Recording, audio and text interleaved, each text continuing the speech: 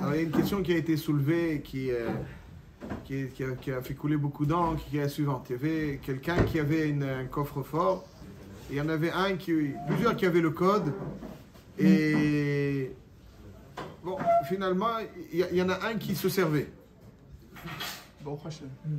Et il voulait l'attraper. Alors, il voulait mettre des bonbons à côté, à proximité, pour que dès qu'il se sert, il se sert aussi des bonbons. Et les bonbons sont empoisonnés. Et de telle façon à ce qu'il remarquera qui est-ce qui s'est servi. Est-ce qu'à Alpidine, on a le droit? C'est lui qui est venu, il s'est servi. Moi, j'ai rien fait. Il finit vers le titan Mirchol. Et c'est Mirchol. Adraba, j'ai fermé la cassette, j'ai fermé le coffre-fort. Il y en a un qui se sert. Moi, je veux Mirchol, c'est un ganave. Moi, je veux savoir qui est-ce qui vole. Donc, c'est comme je veux savoir qui c'est qui vole. C'est pas réhabilitable. C'est comme un bord. C'est pas réhabilitable. Le voleur, il n'est pas réhabilitable. Peut-être qu'il a un antidote ou pas. Mais c'est lui le gars qui se rend dans cette situation. Oui, mais Le voleur, il n'est pas réhabilitable. Vous avez raison, M. Cohen. Et j'appuie votre argument, M. Cohen, et celui de Simon tout autant. Marqué dans le Rambam, dans Perek Sheni Ilchot Rotzeach, il dit tout celui donc qui tue directement, il est chayav mita, et tout celui qui cause la perte d'une vie parce qu'il engage, il demande à quelqu'un de tuer, alors il est chayav mita bidei shamaim, et donc finalement là il risquerait de causer la perte d'une vie. Est-ce que c'est chayav mita bidei shamaim ou pas? Pour des juifs, ça, hein? Je parle pour des juifs. Alors, chez l'oyer, afpam le maas, c'est comme on va, juste, est-ce que le pied à la. Alors, en fait, celui qui a posé la question, il s'est inspiré de quelque chose qui s'est passé aux États-Unis dans une grande école. Il y avait un génie qui était un génie qui était très sous-estimé par ses amis. Et il faisait que l'embêter, le taquiner. Il n'était pas très dans le relationnel, c'était pas son point fort. Et à tel point qu'ils allaient dans son sac lui prendre le sandwich de midi. Chaque fois, il arrivait, il n'y avait plus rien dans le sac. Un beau jour, c'est un chimiste, un génie, il décide de mettre du poison dans le... C'est vrai, ça? Oui, c'est une vraie histoire. Ça, c'est une vraie histoire qui s'est passée aux États-Unis chez les Goïms. Donc, cette histoire, c'est... Ouais, chez les Goïms. Donc, il met du poison dans le sandwich. Et pendant le cours, après donc la reprise des cours, il y en a un qui devient toutes les couleurs. Il s'avère que c'est lui qui a mangé le sandwich. Et puis ce génie, il se lève et il lui donne l'antidote. Il dit, c'est moi, je sais, c'est lui. Hein? Il lui donne l'antidote, il le sauve. Et depuis ce jour-là, ils l'ont respecté. Des fois, il faut les grands moyens. Alors, Sheila, est-ce qu'Alpi Alacha, on avait le droit de faire ça? Que lui, est-ce que c'est considéré un nezek? Non, il l'a sauvé, ça c'est après. Mais dans un premier temps, il l'a mis dans un danger. Alors, moi je l'ai mis dans un danger. Est-ce que ça s'appelle mettre quelqu'un dans un danger où je mets du poison dans mon sac et il y en a un qui vient et qui se sert? Moi je t'ai demandé de te servir? Je t'ai pas demandé de te servir. Qui plus est, c'est dans son sac. C'est dans mon sac. C'est dans mon sac. Qu'est-ce que tu viens chercher dans mon sac? Ah, si tu veux me voler le sandwich, c'est à tes risques et périls. Comment est-ce que la halakha considère pareille chose? Ah?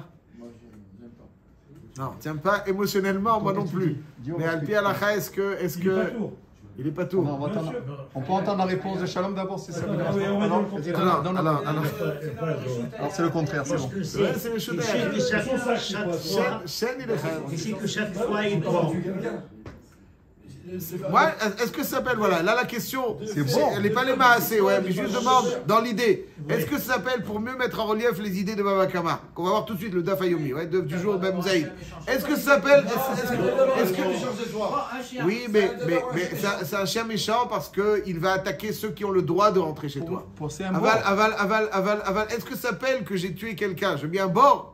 J'ai mis un bord avec un coureur, j'ai fermé mon bord. Maintenant, quand tu as voulu l'ouvrir, tu es tombé, c'est un autre problème. C'est bord, pour moi, c'est bord. C'est bord, mais un bord couvert. Couvert, moi je suis pas chayav. C'est pas grave. Donc, ça s'appelle tuer quelqu'un. Ça s'appelle tuer quelqu'un. C'est la personne qui vient et qui se sert. C'est que chaque fois, il prend le presque l'autre. Alors? Ouais. Alors? Il va le tuer.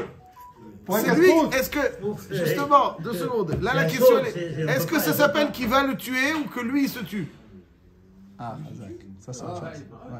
Il n'y a pas d'action, il n'y a pas d'action de la part. Si, il y a une action.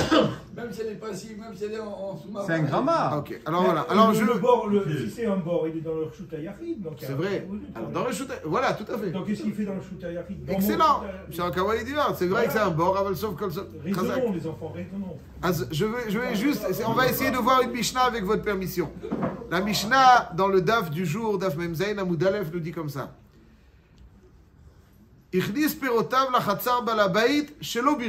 Quelqu'un qui a fait rentrer donc ses fruits dans une cour appartenant à quelqu'un d'autre sans obtenir l'autorisation du propriétaire de la cour.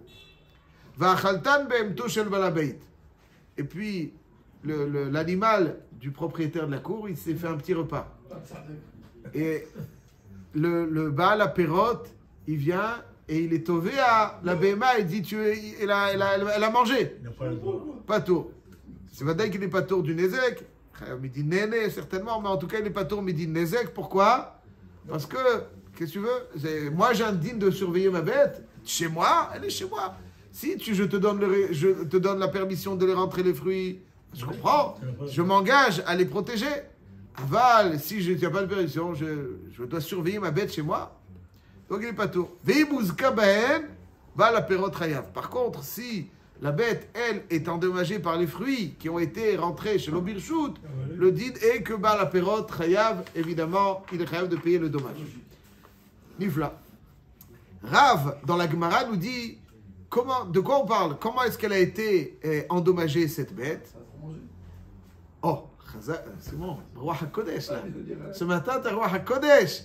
Amarav, lo shanu, et là, chez Uchleka Bahen. C'est-à-dire, quand est-ce qu'on nous dit que le din est que si elle a été endommagée par les fruits, le Baal Apérot Chayav, quand il dit c'est l'Obirshut, c'est Davka, quand Uchleka Bahen. Elle a glissé.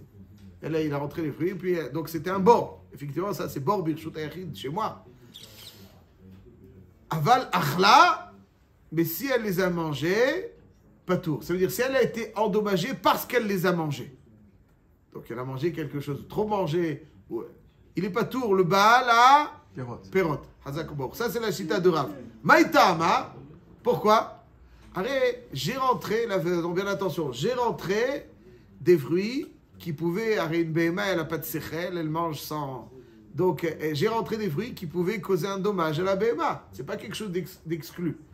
Donc le Chora, on aurait pu dire que c'est comme, on va le voir tout de suite d'ailleurs, Rav Shechet, c'est comme Esh. Ça veut dire que Esh, Beruach Betsuya, c'est-à-dire je mets un danger qui risque de se propager. Et là aussi, ça risque de se propager parce que c'est quelque chose de probable que la bête mange sans compter qu'elle subisse un dommage. Ce qui d'ailleurs est l'argument de Rav Shechet tout de suite après. Rav Shechet, il dit que Rav qui me dit que lorsqu'elle a trop mangé, elle n'est pas tour. Et Rav Shechet, il dit Kinayim v'shachim Rav amar la'ashmata. Rav, il n'était pas au top de la forme lorsqu'il a dit ça. Il est cholek là-dessus. Il dit Detania noten samamavet lifnei behemat chavero patur bidin adam v'chayav bidin neshamayim. Quelqu'un qui, et il y a marqué dans la Braïta, quelqu'un qui met du poison, et il a mis du poison, et puis le chat du voisin, il est venu, il a mangé. Il y avait un chat qui le saoulait. Il n'aimait pas le chat. Il a mis le poison, il est venu, et là. Il n'avait pas le droit de mettre le poison. Mais est-ce qu'il a tué le chat? Non, c'est le chat qui est venu manger. Alors il dit Patur bidin adam v'chayav bidin neshamayim. Il est chayav que bidin neshamayim, mais il est patur bidin adam. Parce que c'est la bête qui a mangé. Il dit Rav Shechet, davka samamavet. Samamavet de la avida d'achla. Il met du poison, qu'elle mange du poison. C'est pas du poison dans du gruyère ou dans du lait. C'est du poison. Ça, il est prêt. Si c'est des fruits, c'est probable qu'elle va le manger. Donc, elle est chayav bedine adam. Donc, Rav Shechet, donc, juste précisons la chose. Il y a marqué dans notre Mishnah qu'une BMA qui est endommagée par des fruits déposés dans un reshut ayachid, chez l'obirshut, le din est que celui qui est propriétaire des fruits, il est chayav si ça cause un dommage. Quel type de dommage? Deux avis. Rav dit, même si elle a trop mangé, le din, Rav dit, d'Avka, si elle a glissé. Aval, si elle a trop mangé, pas tour. Rav Shechet, il dit, même si elle a trop mangé, il est chayav. Pourquoi? Parce que d'après Rav Shechet, comme c'est probable qu'elle va manger, Donc c'est comme un Esh, c'est quelque chose de probable. C'est comme un Ruach Betsuya. Tu mets un objet dans une situation où avec probabilité il va endommager, même si ce n'est pas Bimkomo, mais endommager, c'est comme Esh. Par contre, Rav, il dit non. Havala shel otochal. Quelle est la svara de Rav? Havala shel otochal. Alors je vous lis Tosfot. Il n'a pas d'âge. Mais même l'homme, il ne sait pas, quand il a fait le sandwich, il ne savait pas qu'il était empoisonné. Alors je vous lis Tosfot. Il dit Keivan shebemit kaven mevi alav davar shebaziko enora uize litrev bekar. Tosfot, il dit une phrase. Il dit qu'il est inconcevable qu'on appelle mazik quelque chose que tu as amené toi-même sur ta personne volontairement. C'est-à-dire quand tu as un bord, tu tombes forcé. C'est pas volontaire. Mais lorsque elle mange, c'est volontaire. C'est elle qui mange. Donc c'est quelque chose de volontaire. Un mazik, c'est quelque chose que le nizak subit. Mais quelque chose qui donc subit contre son gré.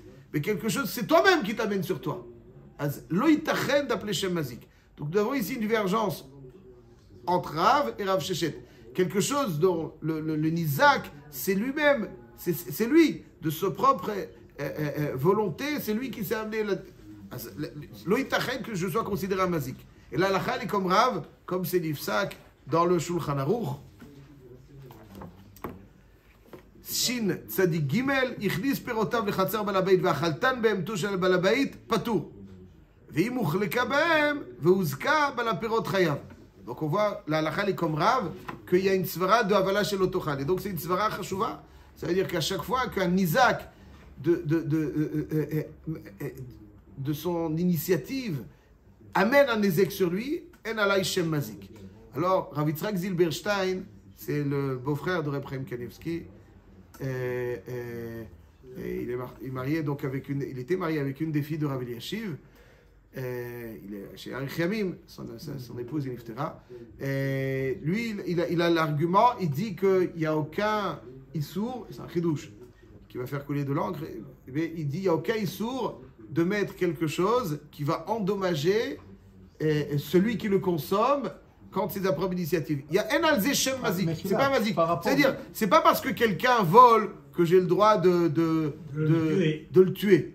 C'est vrai, mais il dit, dans ce cas-là, alors c'est sûr qu'il ne faut pas le faire. Mais on ne peut pas considérer, dit-il, que quelqu'un qui a fait pareille chose, il a tué. Parce que à tuer, c'est à cause direct ou bien initier quelque chose que celui qui va le tuer, il subit. Mais là, c'est la personne qui est venue. Voilà. Mais c'est là, alors, voilà, par rapport à la khadière. Inconsciemment, il mange quelque chose. Alors, par rapport au DAF d'hier, on a vu un chien méchant, la phrase, c'est interdit d'en avoir un. Moi, je l'ai chez moi, il est dans mon réchoute. Pourquoi tu rentres chez moi? Tu t'es fait bouffer par le chien, ça, c'est pas mon problème.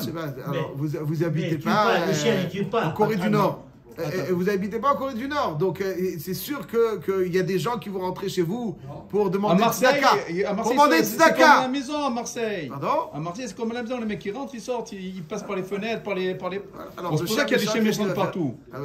Ok, avant l'alcool, le chien méchant, il va pas rentrer. Quelqu'un, il rentre pour demander de la tzedaka. Qu'est-ce qui va se passer? Mais vous ne pouvez pas mettre en danger. Alors le poison, le sandwich au poison ou le qui lui a demandé, il peut rentrer chez moi, je l'accueille les bras grands ouverts. Mais manger quelque chose, je t'ai pas permis de le manger. Toi tu le manges, à tes risques et périls. Un voleur, est-ce que c'est considéré? C'est vrai qu'on n'a pas le droit de tuer un voleur, Khalila. Aval, est-ce que c'est considéré qu'il l'a tué? Il a mis quelque chose. Comme ça, c'est son argument. Le chien, il ne tue pas. C'est quelqu'un qui va dire qu'il a la confiance, personne n'a pas dit, elle a le code, elle a le numéro de téléphone. On parle pas, c'est pas la peine de parler. Il a perdu sa confiance. Il va se servir. Il va se servir.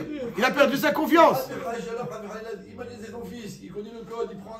Ah, il va tuer ton fils. Khalila, à personne il faut le faire. Ouais, mais je dis, est-ce que celui qui le fait, est-ce qu'on peut lui reprocher? Il est mazik. Ouais, c'est Nagid, c'est pas quelque chose qui cause un dommage. Est-ce qu'on peut dire que c'est un mazik? C'est ça la chéla. Est-ce que ça rentre dans le cadre de Baba Kama? La réponse, elle est Avala shel otochal. C'est ça la réponse. Avala shel otochal. De la même manière que la BMA qui mange, lorsqu'elle mange trop, comme tout à l'heure tu as deviné, et puis cet excès l'a endommagé, on ne considère pas ça comme un mazik. Pourtant, j'ai mis les fruits là où je n'avais pas le droit de le mettre. Mais c'est elle qui s'est auto-endommagée. elle s'est auto-endommagée. Qu'est-ce qu'on appelle auto-endommagée? Quelque chose qui, c'est ta volonté qui, c'est toi-même, celui qui va être endommagé, qui se l'amène. Il ne le subit pas. Là-dessus, même toujours, il ne subit pas le Nézek. Il ne voulait pas s'endommager.